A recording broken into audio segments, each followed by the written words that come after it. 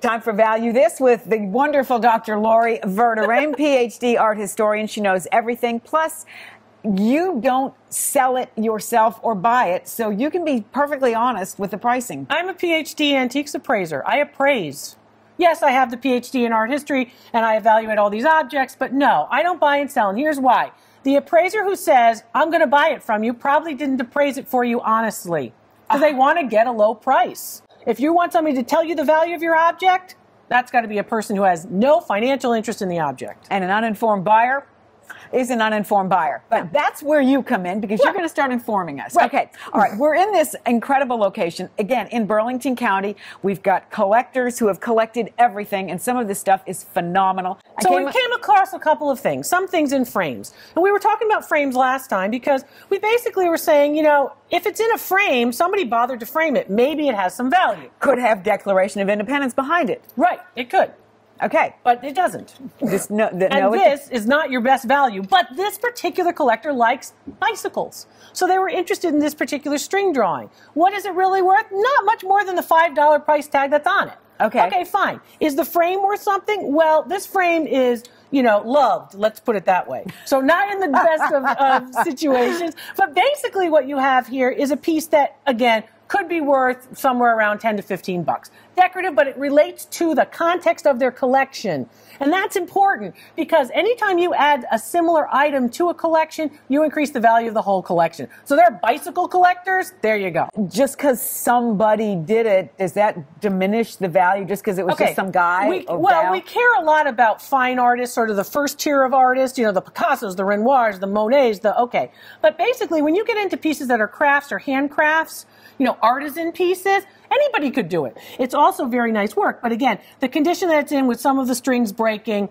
not as valuable as it might be. Okay. Let's see what else we found in frames. Yes. I want to show you, as I hopefully... Because we came across some stuff that was just piled up. Yes. And this is, and you said that you liked the way these were stacked, and they were stacked like this, with the pictures facing each other. Okay. So basically, here's what you have. In museums... My background in the Yale Art Gallery, for example, in museums, you want to make sure that you stack back to back and face to face, because the back of this, for example, has this nice wire. If you put that up against another frame, the wire is going to basically make a mess and damage and scratch the frame of the other piece. So this is why you want back to back and face to face, because the way we have them here is the same way. And it doesn't matter if you have a wooden frame or a composition frame or a painted frame or a metal frame. You want to go back to back and face to face and stack them. You don't want your frames to be under a bed on top of each other, so the weight of them is on top of each other. You want to make sure that they are actually upright. Okay. If you're not displaying them. The safest place for something framed? On a wall. A picture like this. Picture like this. What do you think something like this is worth? How would you know that this was valuable and you should take it out of a place like this? Okay, yes, because temperature and humidity changes in these areas. They're the worst places to store antiques. So first of all, what you've got is you're going to look at the artist. You're going to look at the composition of the piece.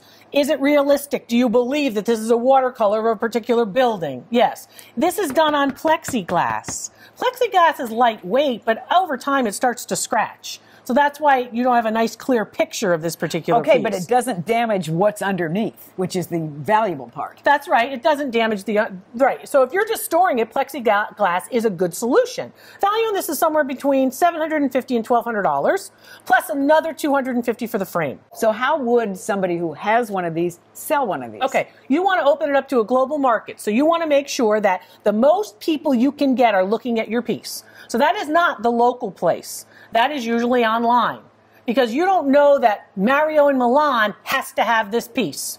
You can get to Mario now. You can get to him with your cell phone, right? You can get an appraisal from me at drloriv.com. I'm going to actually list for you other places where similar pieces have sold.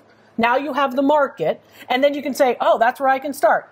Dr. Lori's not going to get involved in the sale because that's unethical, but she's going to show you where they sold. So you know what? There's your written appraisal, there's your authentication, and there you have the list of where you can start to sell it. That's how you sell smart. If you want to go here, there, and everywhere and ask everybody locally, you could do that, but it'll take longer. Okay, Dr. Lori, we're out of time for this segment. We've got other paintings I want to get to. We'll get to them. Which are really neat. You used an example of a cut potato, but It's not a potato that they used to make these with.